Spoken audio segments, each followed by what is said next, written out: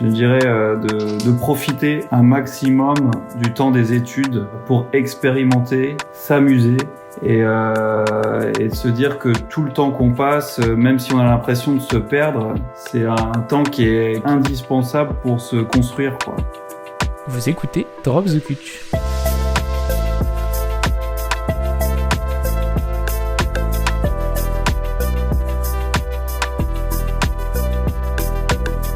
Bonjour et bienvenue dans Drop the Cutch, le podcast qui part à la rencontre des diplômés en architecture exerçant désormais dans un autre domaine.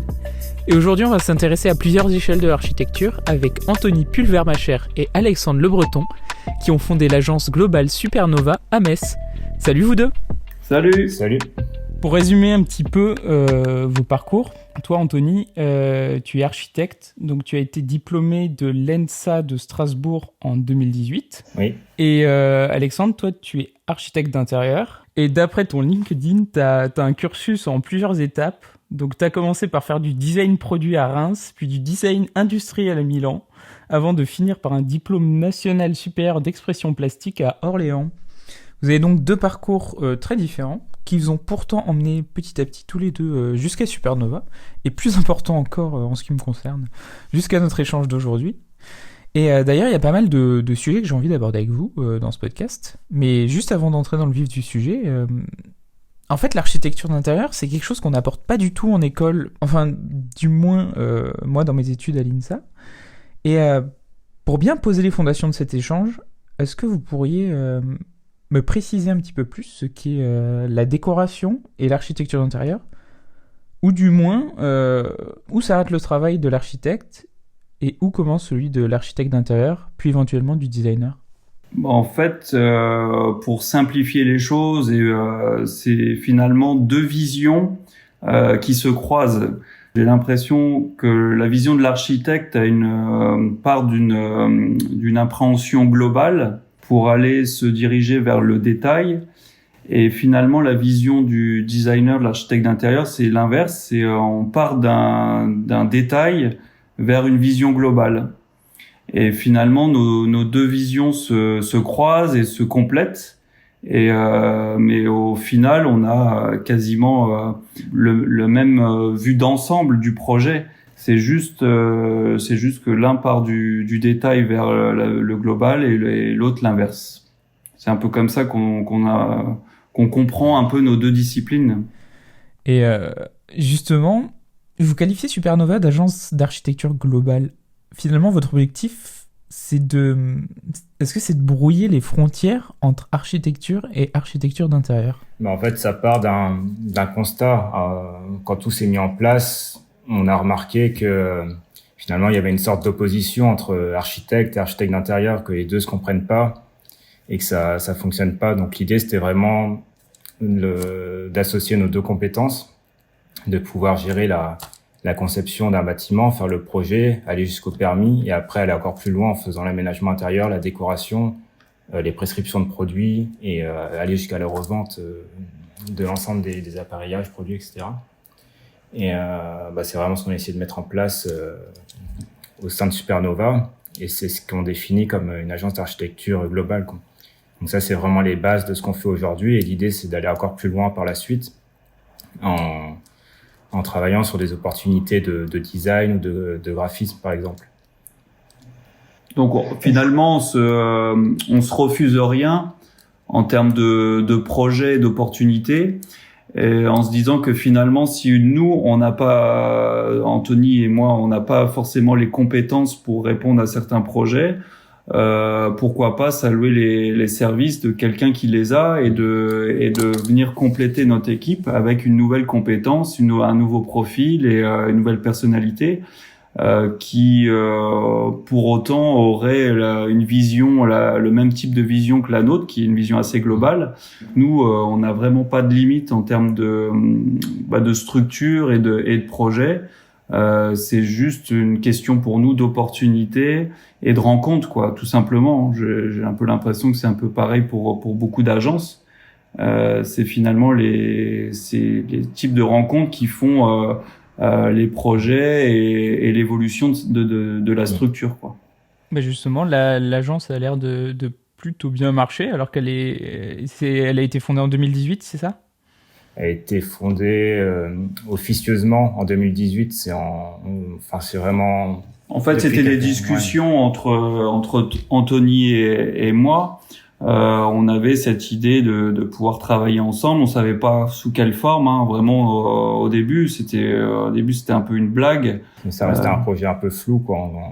On avait cette idée de globaliser, d'associer deux compétences, mais on en discutait en rigolant et en imaginant un peu ce projet, quoi.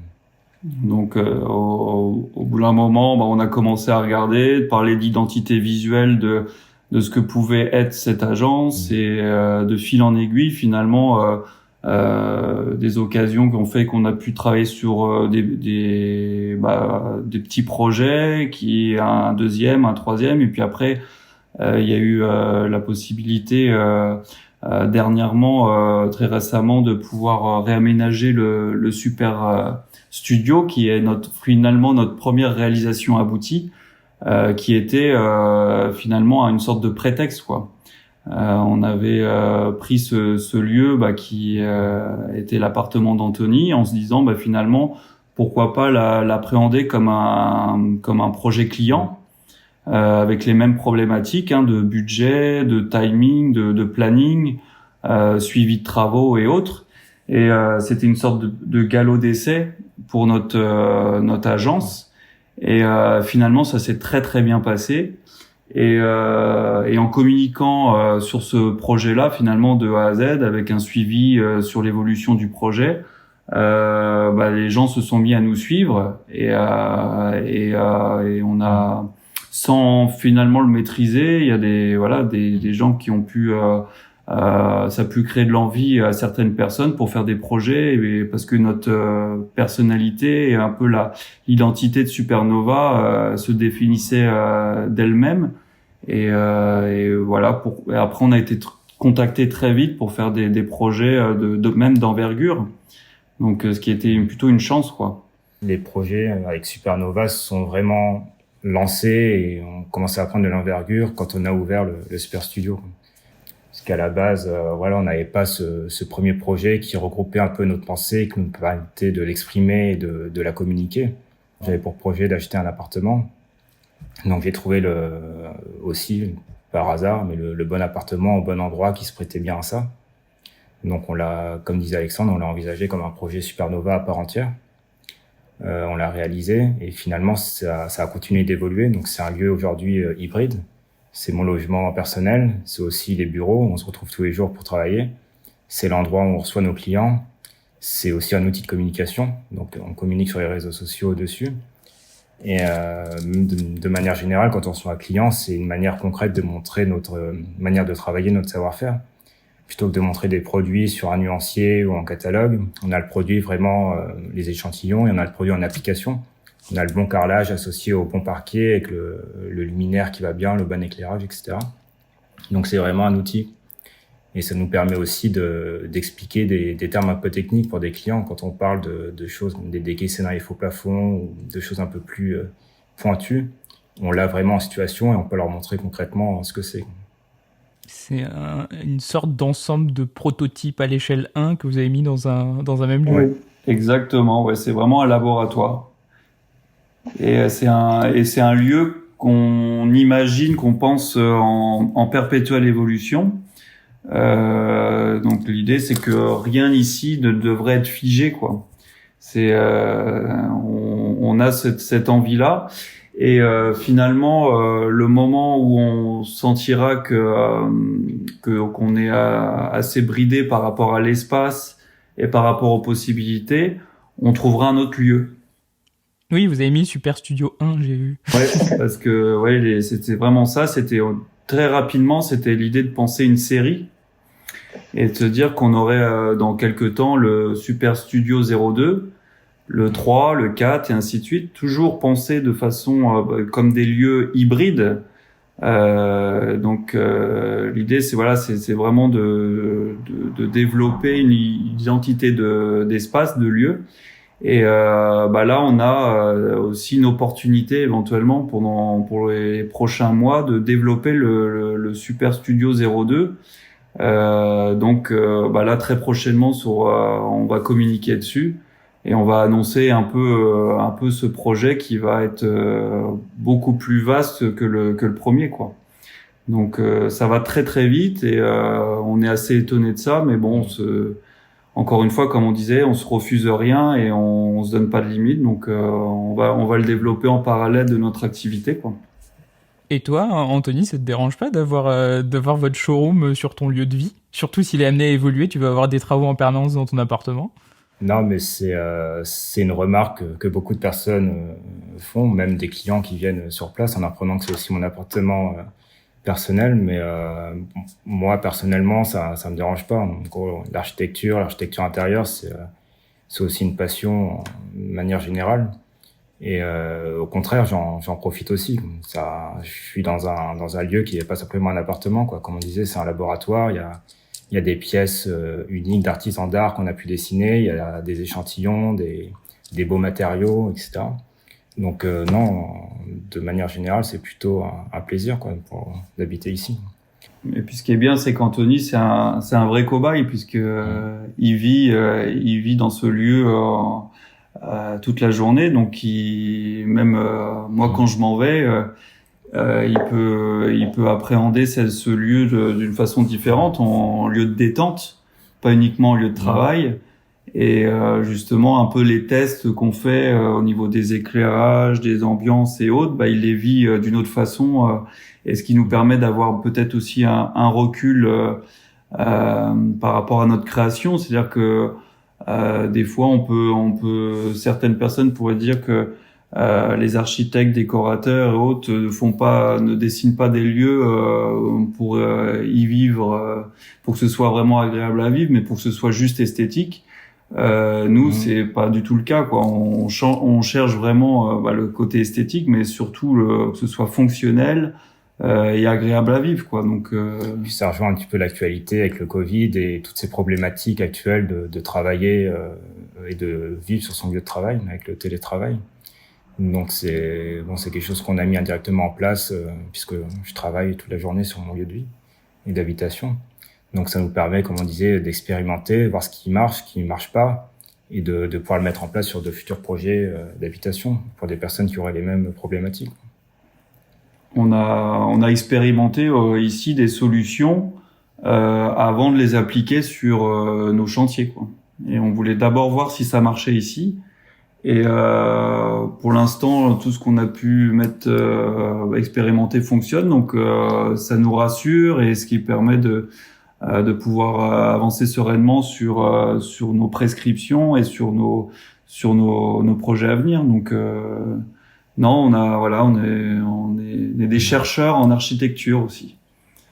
On expérimente. Mais c'est super intéressant, les prototypes à l'échelle 1, parce que c'est quelque chose qui est pas souvent pratiqué vraiment en architecture. J'avais lu qu'ils en avaient fait pour le campus Apple, l'agence Foster.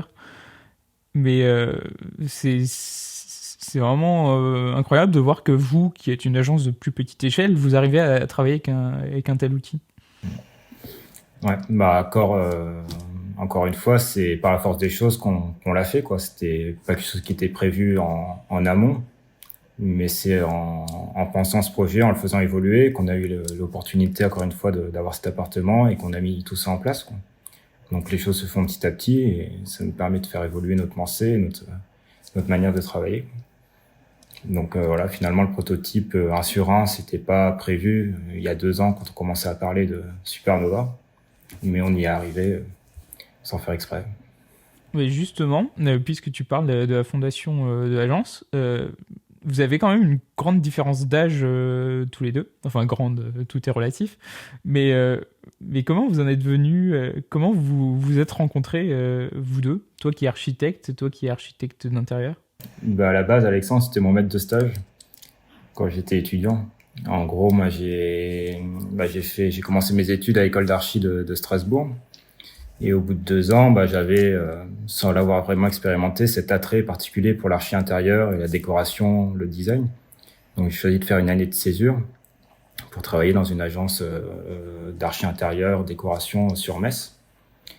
Et il se trouve que Alexandre faisait partie de cette agence et ça a été mon maître de stage, quoi. Donc c'est la première rencontre, c'était là. Après cette expérience, donc je suis resté 1 an pendant cette césure. J'ai repris mes études, j'ai fait 1 an à Bruxelles et après j'ai enchaîné avec le master et la HMO. Et finalement, pendant toute cette période, on est resté en contact, soit pour des missions professionnelles, je continue un peu à travailler en parallèle pour cette agence, et après également personnel, c'est une relation d'amitié aussi à côté. Et voilà, par la force des choses, après on a commencé à envisager ce projet de manière un peu floue, en rigolant et en l'imaginant voilà, dans nos têtes. Et ça s'est concrétisé petit à petit. Ce qui a plutôt bien fonctionné, c'est notre complémentarité. Et finalement, même l'émulation qu'il y a pu y avoir dans l'expérience dans notre ancienne agence, ou même après, c'est que Anthony, il avait sa vision justement jeune et dynamique, qui me mettait justement un petit coup de pied au cul, moi, qui me permettait de me remettre beaucoup en question sur mon approche. Parce que finalement, quand on reste une dizaine d'années dans une structure, on peut avoir ses habitudes et répéter un peu tout type de projet. Au final, ça devient de moins en moins intéressant et puis on se lasse. Et finalement, la venue d'Anthony a permis justement de cette remise en question et de se dire que finalement, pour créer quelque chose peut-être de plus dynamique, jeune et qui me plairait davantage, il fallait éventuellement sortir de cette structure et de la créer nous-mêmes. Et puis j'ai reconnu en la personnalité d'Anthony justement quelqu'un qui pouvait m'amener justement une vision un peu plus structurée, plus organisée de par sa formation, hein. Et puis moi je lui ai apporté mon expérience en termes de design et d'architecture intérieure, donc c'était vraiment dès le départ une collaboration complémentaire. Et puis ce qui était justement, comme on disait, un peu une rigolade, ça s'est construit petit à petit avec notre amitié. Et au final, on a créé Supernova des années plus tard, mais toujours avec le même esprit, quoi. Ce lien-là, je pense qu'il restera tout au long de notre évolution. C'est ça qui est bien. Après, on pense quand même très rapidement à intégrer de nouvelles personnalités, mais toujours dans cette même idée d'une approche plus qu'une agence. Et voilà, l'idée c'est de créer vraiment un esprit. Supernova, c'est déjà une façon de penser, une façon de voir les choses, sans se prendre trop au sérieux. Et c'est de bosser sans en avoir l'impression, quoi. Et donc il faut bien s'entendre, il faut que les personnalités matchent bien, et après comme on le disait, on n'a pas de limite, quoi. Il y en a un de vous deux qui s'est fait tatouer le logo, non? Oui, c'est moi. Mais pour la petite histoire, le tatouage et le tatouage du logo, en gros, c'est aussi un autre type d'expérimentation en termes de communication. Pour être très concret, je me suis pas fait tatouer le logo. J'avais rendez-vous pour un autre tatouage qui n'a rien à voir, et juste cette idée de pas se prendre au sérieux et de communiquer dessus et voir ce que ça donnait. J'ai demandé à la tatoueuse d'imprimer sur un stencil le logo et faire la belle photo pour communiquer dessus. Donc voilà, on l'a mise en ligne, on a vu ce que ça donnait. Donc c'est juste marrant de voir les réactions. Je suis un peu déçu. Je comprends. Non, mais l'idée c'est toujours de trouver un point de vue décalé pour communiquer, pour travailler, et ainsi de suite. C'est comme quand on recherche des profils complémentaires. On fait pas une annonce typique, classique pour rechercher un profil. On essaye toujours d'avoir un petit visuel sympa, drôle, décalé, et pour justement nous identifier et faire que les personnes qui vont pouvoir y répondre auront compris rapidement notre esprit, et finalement ça permet de peut-être mieux cibler les profils recherchés, quoi. Et pour ceux qui, vu que c'est de l'audio, l'annonce c'est un Photoshop pourri de vous en astronaute. Enfin pourri, c'est c'est ça qui donne son charme. Ouais, bah voilà, c'est ça le côté décalé et drôle. Mais il y en a partout dans les écoles d'archi des Photoshop comme ça. Ça fait rire. Ouais. Anthony, tout à l'heure, tu as évoqué la HMO. Ouais. Alors juste pour revenir très rapidement dessus, c'est la grosse question pour les étudiants comme moi qui sont encore dans leurs études. La HMO, est-ce que tu conseillerais de l'enchaîner après les études ou d'attendre un petit peu ? Moi, je conseille de l'enchaîner complètement, quoi. Directement après les études, de faire sa HMO.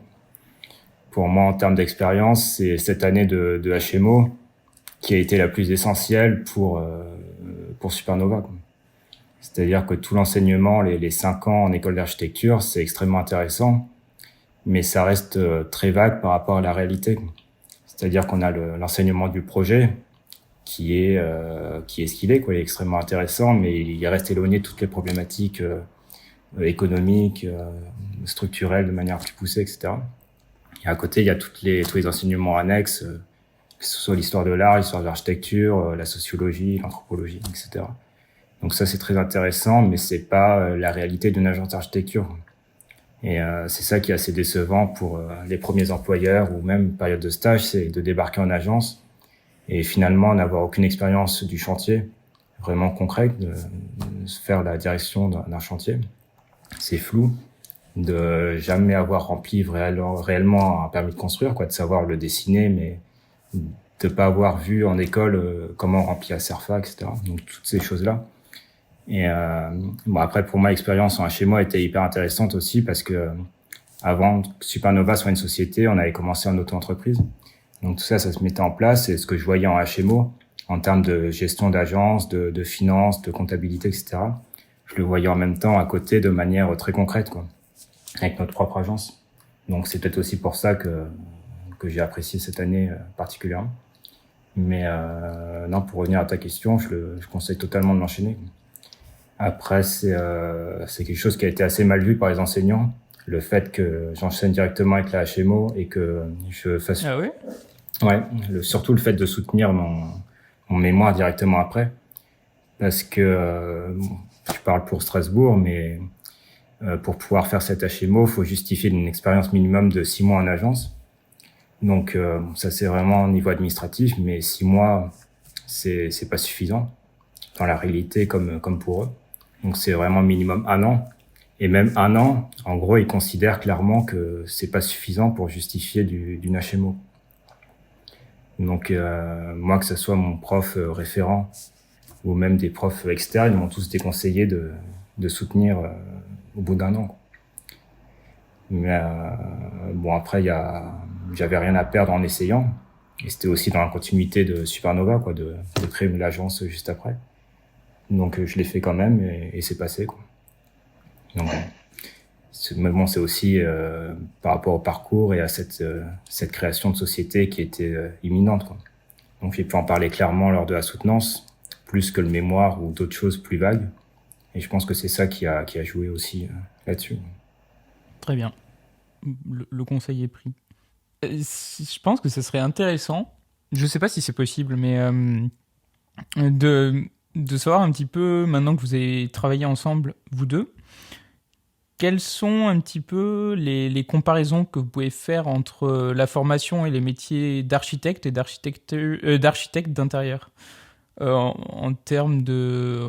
Enfin, par exemple, la temporalité des projets en architecture d'intérieur, je pense qu'elle est très différente de la temporalité architecte. Bah, après, c'est une question de l'envergure de projet. Un projet d'architecture intérieure peut être aussi vaste et aussi large qu'un projet d'architecture classique. Après, la différence d'approche et de vision, moi je sais qu'en tout cas, ce que j'apprécie dans le parcours et la personnalité d'Anthony, c'est que par rapport à mon approche, ça m'a beaucoup structuré en termes par rapport au projet et à l'approche de chaque problématique. Il y a dans la formation, ce que moi j'en ressens d'un point de vue extérieur, dans la formation de l'architecte, il y a quand même une méthodologie claire et une approche vraiment précise de chaque projet. Par rapport finalement à ma formation. Bon, moi j'ai fait vraiment une formation aux Beaux-Arts, donc en discipline architecture, en design industriel et architecture intérieure. Mais on était c'était beaucoup moins cadré, on va dire. Il y avait beaucoup moins de méthodologie, on était beaucoup trop libre peut-être. Et finalement, moi, si c'était à refaire aujourd'hui, je me dirigerais plus vers des études d'architecte, quoi. Parce que de par le besoin de structure et justement, c'est une approche beaucoup plus concrète et cohérente des projets, selon moi, quoi. Donc c'est pour ça que c'est intéressant que ces deux formations se croisent et se télescopent, parce que on s'apporte, je pense, mutuellement des choses, quoi. Quand je parlais de temporalité, je parlais de temporalité. Par exemple, un bâtiment, il y a le gros œuvre qui va rester pendant 100 ans, et c'était dans la temporalité dans le sens l'architecture d'intérieur. Peut-être elle va évoluer plus régulièrement. Oui, bien sûr, ouais, dans ce sens-là, ouais. Donc même si de plus en plus l'architecture répond à une temporalité plus courte finalement en termes de durée de vie, j'ai un peu l'impression que en termes de construction, on pense moins à l'architecture comme étant durable, pour endurer pendant plusieurs siècles. Là, on est plutôt sur des cycles finalement de génération, quoi, et moins sur l'architecture qui va nous survivre, quoi. Enfin, c'est ma vision de l'architecture, quoi. Mais après, de manière plus pragmatique aussi, c'est parce qu'on a remarqué aussi dans notre profession, on en revient à cette opposition entre l'architecte et l'archi d'intérieur. C'est aussi une des raisons à ça, c'est que ce qu'on a remarqué, c'est que l'architecte est là pour construire le bâtiment, mais après, au moment où l'architecte d'intérieur doit intervenir, il n'y a plus personne, en gros. C'est-à-dire que le client, si on fait du résidentiel, le client a sa maison. S'il n'a pas pensé en amont l'intervention d'un archi intérieur, c'est terminé, quoi. Il n'y a plus le temps, il n'y a plus le budget, il fait jamais. Donc il va faire son intérieur lui-même, et c'est une des raisons aussi pour laquelle ça a pas duré des années comme le bâtiment, quoi. Et c'est aussi le but de notre agence et de notre vision de l'architecture, c'est de globaliser, quoi, et de penser l'architecture intérieure en même temps que la conception du bâtiment. Ouais, de pousser le projet plus loin. Et qu'il y ait une vraie cohérence entre le bâtiment et l'aménagement intérieur, quoi. Que ce soit une vraie continuité, quoi. Une vraie logique. Mais de pas différencier les deux, quoi. Finalement, c'est pas l'architecte, l'archi d'intérieur, c'est une mission de conception d'un projet. Dans tout ce que ça engendre et dans toute sa globalité. Et que ce soit indissociable, finalement. Est-ce que pour les étudiants qui s'intéresseraient à l'architecture d'intérieur, est-ce que vous avez des références d'architecture, d'agences d'architecture intérieure incontournables, des travaux d'architecture intérieure dans l'histoire qui sont absolument des incontournables à connaître? Parce qu'en architecture, les agences, j'ai l'impression qu'elles bossent beaucoup par référence aussi. Les études, il y a un gros travail de nous donner pas mal de références, et on n'en a pas beaucoup en archi d'intérieur, même s'il y a des agences d'architecture qui vont jusqu'à l'architecture d'intérieur. Mais est-ce qu'il y a vous auriez des références qui vous viendraient comme ça, qui sont des incontournables si on veut se renseigner un peu plus sur l'architecture d'intérieur? Après, je pense que pour l'architecture intérieure, c'est comme pour l'architecture. Il faut d'abord que la personne sache quel style elle aime, parce que finalement il y a de très bonnes agences pour des styles totalement différents. Si vous voulez travailler sur des intérieurs très raffinés avec beaucoup d'ornements de style classique, on se dirige vers l'agence de Jacques Garcia. Si maintenant on aime le style épuré, chic, élégant et très contemporain, on se dirigera vers l'agence de Gilles et Boissier ou Christian Liègre ou même Joseph Diran pour le travail du marbre, voilà. Donc finalement, voilà, c'est vraiment l'identité de l'étudiant ou de la personne qui souhaiterait faire ce métier qui va un peu déterminer les références, quoi, parce que je pense que c'est au moins aussi vaste que les différents styles d'architecture, quoi. Et c'est pas une agence en général qui te sert de référence, quoi. C'est vraiment avoir cette culture très large de différents styles, et après en fonction du projet, pas que tes envies personnelles, mais de ceux de tes clients, c'est leur envie et besoin. C'est d'aller piocher un peu partout dans cette bibliothèque des détails, quoi. Des choses intéressantes à prendre un peu partout et à rassembler, à réinterpréter pour en faire un projet assez unique, quoi, et personnalisé par rapport aux demandes des clients. Et nous, ce qui est aussi intéressant, c'est que même encore aujourd'hui, on va s'inspirer d'autres structures par leur identité, leur parcours aussi. On s'inspire beaucoup des parcours des jeunes agences ou des agences plus établies. Dans notre projet, du point de vue de l'architecture, on avait l'agence Sigu qui nous a beaucoup influencé, ou une approche aussi de designer avec le collectif des 5-5. Voilà, c'est vraiment ce type de modèles qui ont pu être très importants pour nous dans notre développement, quoi, comme source d'inspiration. Donc si nous demain on réussit vraiment et qu'on devient une source d'inspiration, on serait vraiment les plus heureux, quoi, parce que c'est vraiment ce qui nous a permis de démarrer notre projet, quoi. C'est vraiment de voir comment les autres fonctionnaient. C'était aussi pour ça le sens de ma question, c'est que c'est pour commencer à avoir un petit corpus de références. Ça permet justement de s'orienter plus facilement et de creuser dans une direction ou de l'autre. Donc, on a parlé en fait déjà du futur de votre agence. Vous recrutez en ce moment une troisième personne, un troisième profil, et vous envisagez de construire plein de nouveaux super studios dans Metz ou ailleurs peut-être. Ou ailleurs, effectivement. Ouais. C'est vraiment une continuité de ces opportunités les unes après les autres qui vont déterminer l'évolution de Supernova, quoi.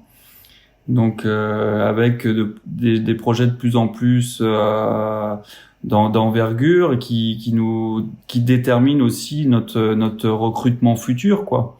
Donc parce que finalement on n'est rien sans les autres, quoi. Si on veut vraiment évoluer et grossir, on est dans l'obligation de collaborer avec de nouveaux profils, et puis demain voilà, pourquoi pas aussi élargir nos compétences vers les métiers de l'identité visuelle et de communication. Tout dépendra finalement des opportunités futures, quoi. Aujourd'hui, on s'interdit rien, et notre première réflexion à chaque fois qu'on a un projet qui nous dépasse un petit peu, c'est de se dire c'est pas pour nous. Et puis après, petit à petit, on réfléchit, on essaye de voir d'une autre façon et trouver une solution pour peut-être y répondre, quoi. Et si c'est pas par nous, ce sera par d'autres personnes. Et c'est ça qui est intéressant à chaque fois, avec Anthony, on se pose la question, on est où dans 6 mois? On est incapable de le dire. On ne sait pas ce que va être Supernova dans 6 mois. Et donc c'est ça qui est intéressant. Aujourd'hui, on nous contacte aussi bien pour un intérieur, pour un permis de construire, pour du design. On nous demande pour des marques, on nous demande de dessiner des objets, quoi. Et c'est génial, quoi. Ah, vous avez commencé à faire du design? Ouais, on commence à faire du design. On a déjà des poignées qui vont être commercialisées, qui vont être éditées. On a éventuellement un futur projet pour un objet, dessiner un objet. Bon, comme c'est pas encore officiel, on n'en parle pas encore. C'est ça qui est intéressant, c'est que aujourd'hui, voilà, on a cet appel-là. La semaine prochaine, on aura un appel qui nous demandera de faire tout autre chose, et on s'ennuiera jamais, quoi. Si on continue sur cette lancée et sur en gardant notre vision, finalement, on fera toujours des choses différentes et en gardant de toute façon notre identité, quoi. Bon, très bien. Non, mais je pensais que vous vous lancez dans le design, mais que vous aviez pas commencé, en fait. Ah si. Et finalement, on a même un objectif très clair avec Anthony, c'est de créer une ligne d'édition. La ligne d'édition, C'est-à-dire une ligne d'édition dessiner du mobilier, des objets estampillés Supernova. Et en se donnant comme prétexte, comme on fait beaucoup, pour chaque projet finalement de dessiner un peu l'objet signature du projet, un objet qui fonctionne et aussi bien pour le projet que pour d'autres, quoi, de créer vraiment petit à petit une ligne de meubles, quoi, je sais pas, des consoles, tables basses, luminaires, poignées, accessoires et autres. Donc petit à petit de venir compléter cette ligne au fur et à mesure de nos projets. Je vais continuer à vous suivre parce que ça m'intrigue beaucoup. Là, on a même le projet de dessiner même des luminaires en 3 dimensions avec un Fab Lab.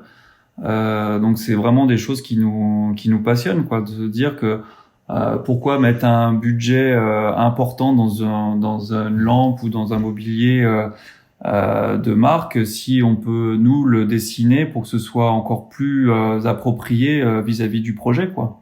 C'est que on peut nous faire ce travail-là de pur sur-mesure jusqu'à la lampe, quoi, de la dessiner nous-mêmes. Et c'est ça qui est vraiment intéressant, quoi. Là, ça fait presque 45 minutes qu'on parle. Et du coup, pour aller vers la conclusion de ce podcast, il y a une question que je pose à peu près à tout le monde maintenant. C'est si vous aviez devant vous le vous du passé, le Anthony et le Alexandre du passé, qui ont 18, 20 ans, qui soit sont déjà dans leurs études d'architecture, de design, ou alors avant le lycée. Qu'est-ce que vous voudriez leur dire? Est-ce que enfin toi, tu as déjà répondu, Alexandre, un petit peu de qu'est-ce que tu voudrais changer à ton parcours, mais qu'est-ce que vous diriez à ces personnes? Que ça soit à moi personnellement ou aux autres, je sais pas, mais le meilleur conseil, pour moi, c'est de savoir saisir les opportunités, quoi. C'est pas péjoratif d'être quelqu'un d'opportuniste, quoi. Avoir des opportunités, les saisir, c'est quelque chose de correct et qu'il faut faire, quoi. Et après tout mon parcours, pour moi, c'est ça, quoi. C'est une succession d'opportunités qui ont été saisies ou non, quoi. Et pour en arriver là, quoi. J'espère que ça va continuer. Donc pour moi, c'est ça. Si je devais me croiser et me dire me rencontrer, je dirais de profiter un maximum du temps des études pour expérimenter, s'amuser, essayer justement de communiquer un maximum avec les professeurs, de leur poser un maximum de questions sur leur expérience, justement sur leur parcours, pour s'en inspirer et de se dire que tout le temps qu'on passe, même si on a l'impression de se perdre, c'est un temps qui est propre à chacun et qui est indispensable pour se construire, quoi. Donc il faut vraiment utiliser le temps de ses études pour construire sa personnalité, et de se dire que ces années-là passent très vite et on a des possibilités, il y a des ateliers, on a de quoi faire des essais sur les maquettes et autres, on peut vraiment s'éclater, que plus tard c'est plus compliqué. Donc il faut vraiment profiter des moyens qui sont à notre disposition et puis de se dire que encore une fois, moi j'avais il y a quelque temps le regret d'avoir perdu beaucoup de temps parce que j'avais pas d'idée claire de ce que je voulais faire vraiment plus tard après mes études. Mais au final, tout ce temps passé, peut-être un peu perdu des fois, c'est ce qui fait ce que je suis aujourd'hui, quoi. Donc, et encore une fois, tout ça, c'est propre à chacun.